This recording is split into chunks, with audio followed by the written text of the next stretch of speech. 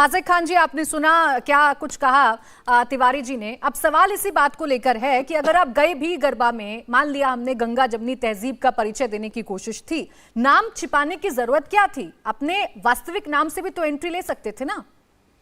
देखिए प्राची जी, हम आपसे बताना चाहते हैं कि 75 साल जो देश की आज़ादी हो गई और ये त्यौहार 75 साल से मनते चले आ रहे हैं। हमारे जब फिरोज़ाबाद में रामलीला में हम अक्सर शरीक हुआ करते थे, हमारे दोस्त उसमें प्रेसिडेंट हुआ करते थे रामलीला में कमेटी के, तो उसमें हिंदू मुसलमान सारे लोग आते थे और उसमें जो मेला में जो जो चीज़ें होती थी सारे लोग ख़रीदते थे, चाहे वो डांस पार्टियां होती थी उसमें भी जाया करते थे, सारे लोग देखा करते थे।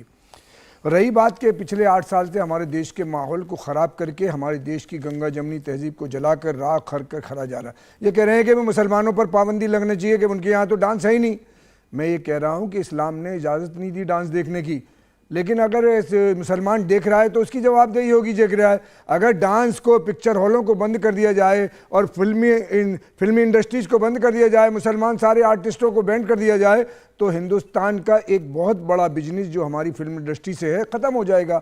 हमारा देश जो है एकता का देश है, यहाँ सभी भाषाओं के लोग रहते हैं। हमारे यहाँ ईद मिलन पर लोग आते थे, हम उनके यहाँ दीपावली और होली पर मीठा आता था और हम उनके गूजे खाने जाते थे दिहोला पे। ये 8 साल में हिंदुस्तान में न होली मिल रही, न दिवाली मिल रही, न ईद मिल रही, इन हो रहा, न बकरीद मिल रही। आपकी सारी बातें ठीक है, मैंने कहा मैं तो शुरुआत इस बात से कर रही हूँ कि ये भारत की एक पहचान रही है, ये संस्कृति रही है, लेकिन सवाल नाम छिपाने को लेकर है। आपने नाम क्यों छिपाया? अगर आप गंगा जमनी तहजीब का परिचय दे रहे हैं, आप जा रहे हैं वहां पर, किसी भी मंशा से जा रहे हैं मैडम, आप अपना वास्तविक नाम बताइए। इन्होंने नाम छिपाया और गलत किया, मैं आपकी बात की तायद करता हूं। हाँ। लेकिन मैं ये पूछना चाहता, नाम पूछने वाले कौन थे? कि हम कोई गरबा में ऐसी कोई कमेटी होती है जो नाम पूछे? हमारे फिरोजाबाद में ईद मिलन होता है, ईद की नमाज पढ़ी जाती है, 50, 60, 70 हज़ार आदमी ईद की नमाज में होते हैं और वहाँ सारी पार्टियों के कैंप लगे होते हैं, RSS, भारतीय जनता पार्टी, कांग्रेस, समाजवादी, जितनी BSP हैं पार्टियाँ। और हमारे यहाँ एक इस्लाम साहब है, बड़े उद्योगपति हैं, उनके यहाँ सारी पार्टियों के लोग जाते हैं ईद मिलने के लिए, चाहे वो RSS का हो, भाजपा का, और वो 2 मीठे और 2 नमकीन से उनका वेलकम करते हैं इस्लाम साहब। ये हमारे देश की तहजीब है, इसको जला के राख करना। हमारी ये है कि हमारे देश का हिंदू और मुसलमान आपस में भाई भाई है। यकीन हो कि ना हो, यकीन हो ना कि ना हो, बात तो यकीन की है। खान जी, फिर उन तमाम लोगों हमारे जिस्म की मिट्टी इसी जमीन जो एक भजन गाने पर, जो एक गणेश स्थापना करने पर जो फतवे जारी हो जाते हैं, फिर उन पर भी विरोध करना चाहिए, क्योंकि ये गंगा जमनी तहजीब है आपके मुताबिक। एक सेकंड, मैं बाकी मेहमानों को लिया हूं। सर, आपकी बात आ गई। आचार्य विक्रमादित्य जी, आपने सुना हाजिक खान जी को, वो कह रहे हैं भाई देखिए गंगा जमनी तहजीब है, अगर हम चले गए, ये तो सदियों से होता आ रहा है कि एक दूसरे के त्योहार में हम सम्मिलित होते हैं और यही भारत की पहचान है दुनिया में। आपत्ति किस बात को लेकर?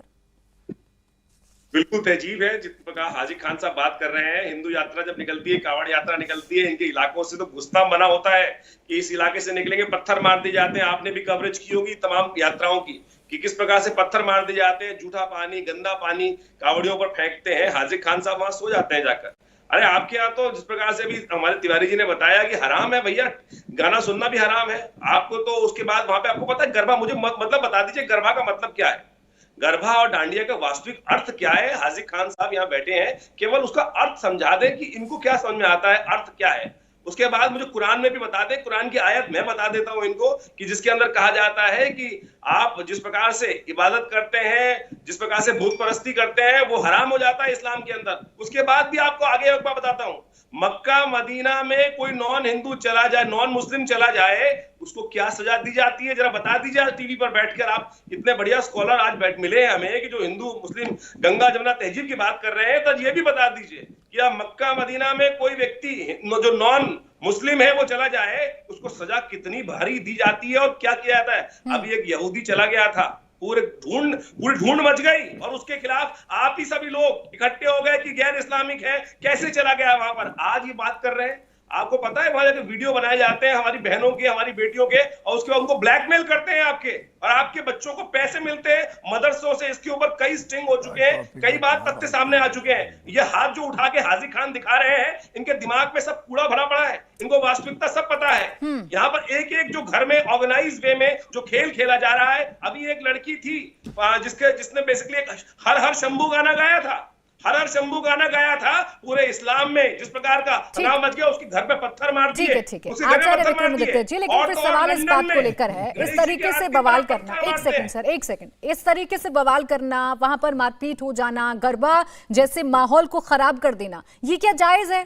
आप सीधे सीधे पुलिस में कंप्लेंट कर दीजिए अगर आपको लग रहा है कि वहां पर लव जिहाद का खेल हो रहा है, आपके पास सबूत हैं, आप ऐसी गतिविधियों को देख रहे हैं, तो फिर पुलिस प्रशासन किस लिए है? जी गरबा जिहाद है, गरबा जिहाद, ये जिस प्रकार से हो रहा है, और कोई वहां पे मारपीट नहीं। आप बताइए, वहां जाकर अगर आप बम लेके चले जाए, आपका किस कारण से था?